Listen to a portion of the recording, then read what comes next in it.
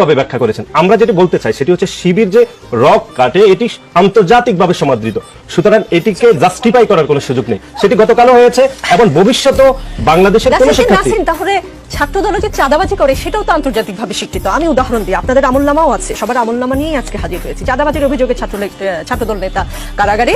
29 জানুয়ারি এক দুবাই প্রবাসীর বাড়িতে গিয়ে তার 8ম শ্রেণী পড়ুয়া মেয়ের নামে মিথ্যা অপবাদ দিয়ে তার স্ত্রীর কাছ থেকে চাঁদা দাবি করে ছাত্রদল নেতা। চাঁদা না দেয়ায় তারা প্রবাসীর স্ত্রী ও মেয়েকে মারধর করে।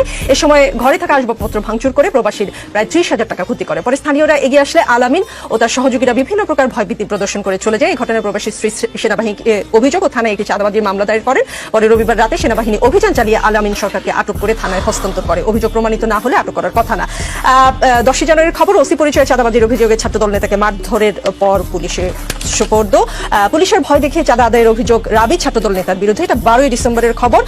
রড ও স্ট্যাম্প দিয়ে মারধর ও পুলিশের হাতে তুলে দেওয়ার ভয় দেখিয়ে ছাত্রলীগের সাবেক নেতার কাছ থেকে চাঁদা আদায়ের অভিযোগ উঠেছে রাজশাহী বিশ্ববিদ্যালয়ের শাখা ছাত্রদলের নেতাকর্মীর বিরুদ্ধে। আরো আছে, অপেক্ষা করেন।